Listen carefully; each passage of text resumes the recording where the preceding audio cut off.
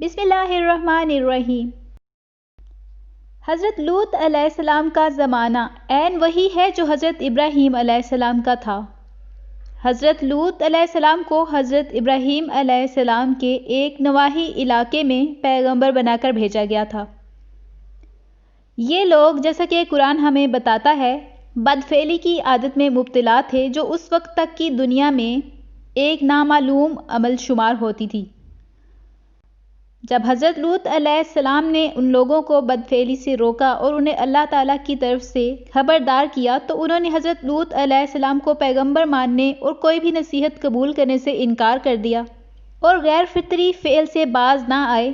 آخرکار اللہ تعالیٰ نے ان لوگوں پر عذاب نازل کیا اور وہ لوگ ایک عبرت انگیز حادثے کی بنا پر روئے زمین سے نیست و نابود ہو گئے۔ جس شہر میں قوم لوط رہا کرتی تھی اس کا نام سدوم یعنی گناہ گاروں کا شہر لکھا گیا ہے۔ یہ بستی جو بحیرہ احمر کے شمال میں واقع تھی یقیناً اسی انداز میں تباہ ہوئی جیسا کہ قرآن میں بتایا گیا ہے، اور یہی ہمارا ایمان بھی ہے اور ہونا بھی چاہیے۔ آثار قدیمہ کے مطالعات سے ظاہر ہوتا ہے کہ یہ شہر اس جگہ واقع تھا جہاں آج بحیرہ مردار یعنی ڈیڈ سی نامی جھیل اردن کی اسرائیلی سرحد پر واقع ہے۔ قوم لوط کو اسی انداز میں سزا کیوں دی گئی؟ قرآن بتاتا ہے، اور یاد کرو جب ہم نے لوط علیہ السلام کو بھیجا اور اس نے اپنی قوم سے کہا، تم وہ فحش کام کرتے ہو جو تم سے پہلے دنیا والوں میں سے کسی نے نہیں کیا۔ کیا تمہارا حال یہ ہے کہ تم مردوں کے پاس جاتے ہو اور رہزنی کرتے ہو اور اپنی مجلسوں میں برے کام کرتے ہو؟ پھر اس کی قوم کے پاس اس کے سوا کوئی جواب نہ تھا کہ انہوں نے کہا کہ لے آ اللہ کا عذاب اگر تو سچا ہے۔ اپنی قوم کا یہ جواب سننے کے بعد حضرت لوط علیہ السلام نے اللہ تعالیٰ سے مدد مانگی کہ اے میرے رب، ان مفسدوں کے مقابلے میں میری مدد فرما، مجھے اور میرے اہل و عیال کو ان کی بدکاریوں سے نجات دے۔ حضرت لوط علیہ السلام کی دعا پر اللہ تعالیٰ نے آدمیوں کی شکل میں 2 فرشتے بھیجے۔ حضرت لوط علیہ السلام کے پاس آنے سے پہلے یہ فرشتے حضرت ابراہیم علیہ السلام کے پاس گئے۔ انہوں نے حضرت ابراہیم کو خوشخبری دی کہ ان کی بیوی کے ہاں بچے کی ولادت ہوگی، اور یہ بھی بتایا کہ انہیں بھیجنے کا مقصد قوم لوط کے اوباش، عیاش اور گمراہ لوگوں کو تباہ کرنا ہے۔ قرآن میں ارشاد ہوتا ہے کہ ابراہیم علیہ السلام نے پوچھا کہ آپ کو کیا مہم درپیش ہے؟ تو فرشتوں نے کہا کہ ہم ایک مجرم قوم کی طرف بھیجے گئے ہیں تاکہ اس پر پکی ہوئی مٹی کے پتھر برسا دیں جو آپ کے رب کے ہاں حد سے گزر جانے والوں کے لیے نشان زدہ ہیں۔ حضرت لوط علیہ السلام کے گھر والے مستثنیٰ ہیں، انہیں ہم بچا لیں گے سوائے اس کی بیوی کے جس کے لیے اللہ تعالیٰ نے فرمایا ہے کہ ہم نے مقرر کر دیا ہے وہ پیچھے رہ جانے والوں میں شامل رہے گی۔ حضرت ابراہیم علیہ السلام سے ملنے کے بعد یہ فرشتے حضرت لوط علیہ السلام کے پاس آئے، اور جب فرشتے لوط علیہ السلام کے پاس پہنچے تو ان کی آمد سے وہ بہت گھبرایا، اور اس خیال سے کہ انہیں اپنی قوم کے لوگوں سے بچانا بس سے باہر ہوگا وہ پریشان ہو کر کہنے لگا کہ آج تو بڑی مصیبت کا دن ہے۔ پھر جب یہ پیغام رساں لوط علیہ السلام کے پاس پہنچے تو اس نے کہا، آپ لوگ اجنبی معلوم ہوتے ہیں۔ انہوں نے جواب دیا، نہیں بلکہ ہم لوگ وہی چیز لے کر آئے ہیں جس کے آنے میں یہ لوگ شک کر رہے تھے۔ ہم تم سے سچ کہتے ہیں کہ ہم حق کے ساتھ تمہارے پاس آئے ہیں، لہٰذا اب تم کچھ رات ہونے کے بعد اپنے گھر والوں کو لے کر نکل جاؤ اور خود ان کے پیچھے پیچھے چلو، تمہیں سے کوئی پلٹ کر نہ دیکھے، بس سیدھے چلے جاؤ جدھر جانے کا تمہیں حکم دیا جا رہا ہے۔ اور ہم نے اپنا فیصلہ پہنچا دیا کہ صبح ہوتے ہوتے ان لوگوں کی جڑ کاٹ دی جائے گی۔ اسی اثناء میں قوم لوط کے گمراہ افراد کو ان کے ہاں مہمانوں کی اطلاع مل گئی۔ وہ اپنے ناپاک ارادے لے کر دوڑے دوڑے حضرت لوط علیہ السلام کے گھر پہنچ گئے۔ انہوں نے ہر طرح کی شرم و حیا کو بالائے طاق رکھتے ہوئے حضرت لوط علیہ السلام سے مطالبہ کیا کہ اپنے مہمان ہمارے حوالے کر دو، اس غرض سے کہ گھر کا کوئی فرد نکل کر بھاگنے نہ پائے۔ ان لوگوں نے حضرت لوط علیہ السلام کے گھر کے گرد گھیرا ڈال دیا۔ حضرت لوط علیہ السلام اپنے مہمانوں کا خیال کر کے بے حد پریشان ہوئے اور اپنی قوم سے کچھ یوں خطاب فرمایا، اے لوگو، یہ میرے مہمان ہیں، میری فضیحت نہ کرو، اللہ سے ڈرو اور مجھے رسوا نہ کرو۔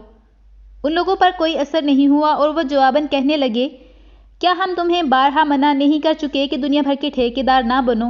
اس خیال سے کہ انہیں اور ان کے مہمانوں کو شیطانی سلوک سے سابقہ ہے، حضرت لوط علیہ السلام نے کہا کہ کاش میرے پاس اتنی طاقت ہوتی کہ تمہیں سیدھا کر دیتا، یا کوئی مضبوط سہارا ہی ہوتا کہ اس کی پناہ لیتا۔ اس پر ان کے مہمانوں نے انہیں یاد دلایا کہ وہ اللہ تعالیٰ کی جانب سے بھیجے گئے پیغام رساں ہیں، اور انہیں تسلی دیتے ہوئے کہا کہ اے لوط علیہ السلام، ہم تیرے رب کے بھیجے ہوئے فرشتے ہیں، یہ لوگ تیرا کچھ نہیں بگاڑ سکیں گے۔ بس تو کچھ رات رہے اپنے اہل و عیال کو لے کر نکل جا اور تمہیں کوئی شخص بھی پیچھے پلٹ کر نہ دیکھے، لیکن تیری بیوی پیچھے رہ جائے گی کیونکہ اس پر بھی وہی کچھ گزرنے والا ہے جو ان لوگوں پر گزرے گا۔ ان کی تباہی کے لیے صبح کا وقت مقرر ہے، صبح ہوتے ہی اب دیر ہی کتنی ہے۔ تو جب قوم لوط کی سرکشی، گمراہی اور گناہ پر اصرار حد سے زیادہ بڑھ گیا تو اللہ تعالیٰ نے اس پوری قوم کو نیست و نابود کر دیا اور صرف حضرت لوط علیہ السلام اور ان کے ماننے والوں کو فرشتے بھیج کر بچا لیا۔ صبح کے وقت بستی کے گمراہ لوگوں کو ایک ہولناک ہلاکت خیز حادثے نے آ لیا جس کی خبر حضرت لوط علیہ السلام انہیں پہلے ہی دے چکے تھے۔ قوم لوط کی تباہی کا احوال دیگر آیات قرآنی میں کچھ اس طرح سے بیان کیا گیا ہے۔ آخرکار پو پھٹتے ہی ان کو ایک زبردست دھماکے نے آن گھیرا اور ہم نے اس بستی کو الٹ دیا اور ان پر پکی ہوئی مٹی کے پتھروں کی بارش برسا دی۔ اس واقعے میں ان لوگوں کے لیے بڑی نشانیاں ہیں جو صاحب فراست ہیں، اور وہ علاقہ جہاں یہ واقعہ پیش آیا تھا گزرگاہ عام پر واقع ہے۔ اس میں سامان عبرت ہے ان لوگوں کے لیے جو ایمان والے ہیں۔ اور یوں حضرت لوط علیہ السلام اور ان کا گھرانہ ان کی بیوی کو چھوڑ کر بچا لیا گیا۔ عہد نامہ عتیق میں لکھا ہے کہ یہ باقی ماندہ لوگ بعد میں حضرت ابراہیم علیہ السلام کے پاس ہجرت کر گئے، اور جہاں تک سرکش، نافرمان اور گمراہ قوم لوط کے لوگوں کا تعلق ہے تو انہیں اور ان کی رہائش گاہوں تک کو صفحہ ہستی سے حرف غلط کی طرح مٹا دیا گیا۔ سورہ ہود کی آیت نمبر 82 میں واضح طور پر بیان کیا گیا ہے کہ قوم لوط پر نازل کردہ عذاب کی نوعیت کیا تھی۔ جب ہمارے فیصلے کا وقت آ گیا تو ہم نے اس بستی کو الٹ دیا اور اس پر پکی ہوئی مٹی کے پتھروں کی تابڑ توڑ یعنی تہ در تہ بچھاڑ کی شکل میں بارش کر دی۔ قرآن کا یہ کہنا کہ اس بستی کو الٹ دیا یہ ظاہر کرتا ہے کہ وہ پورا علاقہ ایک زبردست اور شدید زلزلے کے ذریعے مکمل طور پر تباہ کر دیا گیا تھا، اور اسی کی مطابقت میں جھیل لوط یعنی بحیرہ مردار جہاں یہ تباہی وقوع پذیر ہوئی تھی اس حادثے کی واضح شہادتیں لیے ہوئے ہے۔ جرمن ماہر آثار قدیمہ ورنر کیلر لکھتا ہے، سدوم اور گمراہ نام کے علاقہ جات ہزاروں سال قبل ایک دن اتھاہ گہرائی میں دھنس گئے تھے، اور اس تباہی کی وجہ ایک طاقتور زلزلہ تھا جس کی تکمیل غالباً دھماکوں یا بجلی کڑکنے، قدرتی گیس کے زمین سے اخراج اور بڑے پیمانے پر پھیلی ہوئی آتش زدگی کے ساتھ ہوئی۔ در حقیقت جھیل لوط یا بحیرہ مردار زلزلیاتی خطے یا سیزمک زون کے بالکل اوپر واقع ہے، یعنی وہ علاقہ جہاں زلزلوں کا خطرہ موجود رہتا ہے۔ آیت کے آخری حصے میں یہ بیان کہ اس پر پکی ہوئی مٹی کے پتھروں کی تابڑ توڑ یعنی تہ در تہ بچھاڑ کی شکل میں بارش کر دی، ہر لحاظ سے آتش فشانی دھماکے ہی کی طرف اشارہ کرتا ہے جو موجودہ بحیرہ مردار کے کناروں پر ہوا تھا۔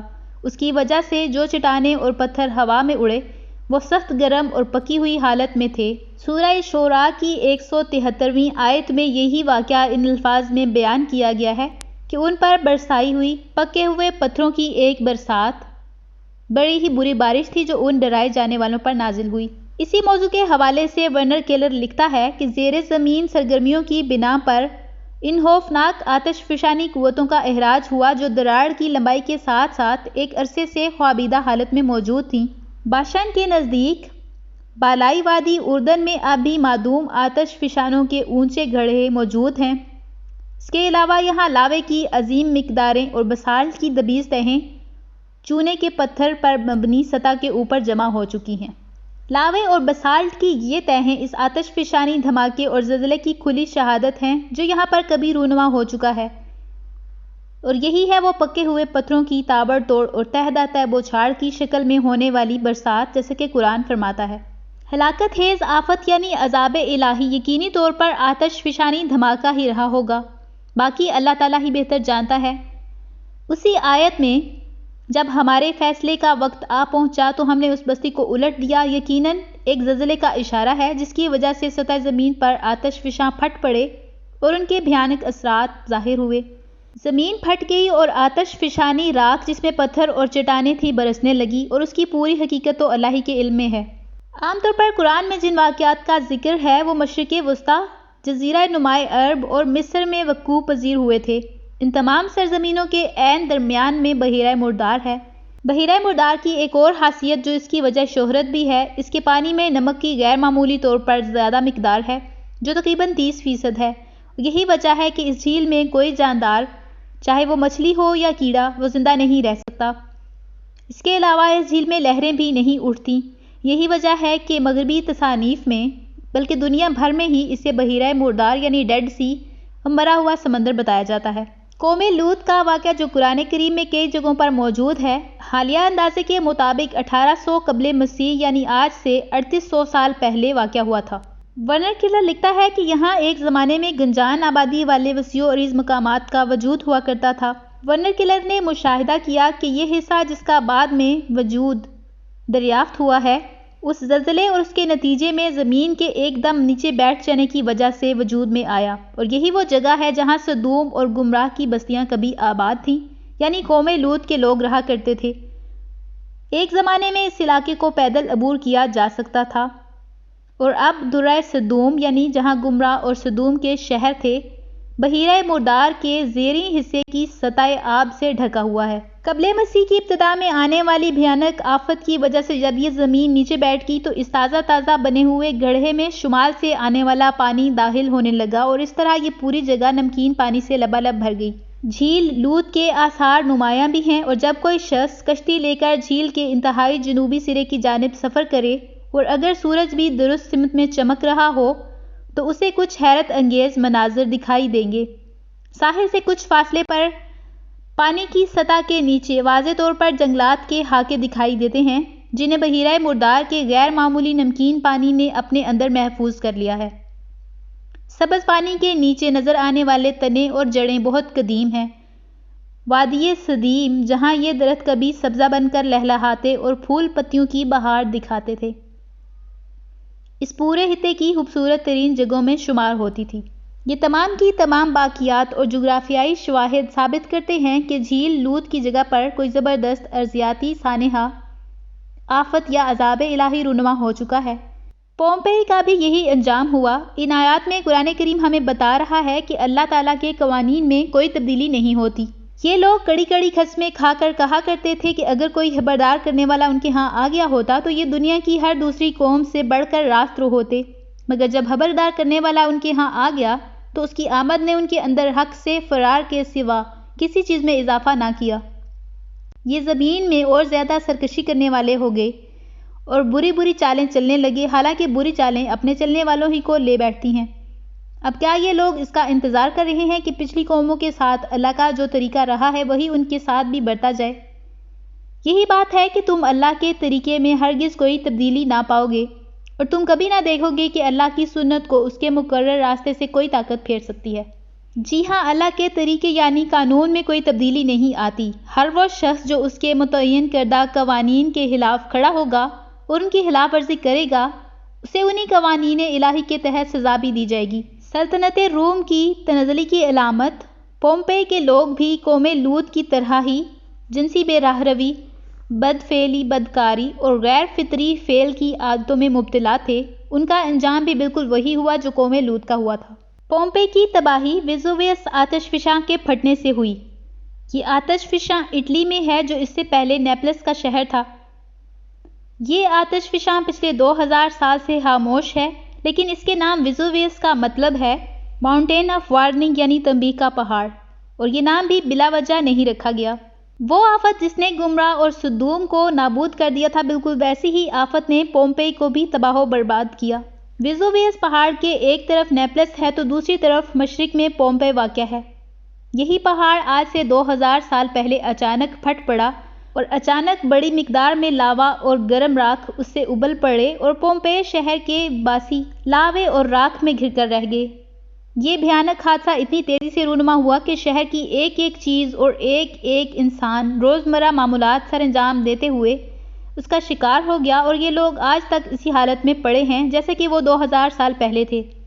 یوں لگتا ہے جیسے وقت ان کے لیے تھم گیا ہو۔ پومپئی کے اس انداز میں قدرتی آفت کے ذریعے تباہی یقیناً بے مقصد نہیں تھی۔ تاریخی ریکارڈ ظاہر کرتا ہے کہ یہ شہر بدکاری اور بدفعلی جیسی برائیوں کا عین مرکز تھا، اور اسی وجہ سے خصوصی شہرت رکھتا تھا، اور یہ چیز اس شہر میں اتنی زیادہ تھی کہ وہاں کعبہ خانوں کی درست تعداد تک معلوم نہیں ہو سکی۔ بےہودگی اور بے شرمی تمام حدوں کو پار کر چکی تھی، مگر ویزوویس کے لاوے نے پورے شہر کو صرف ایک لمحے میں صفحہ ہستی سے مٹا دیا۔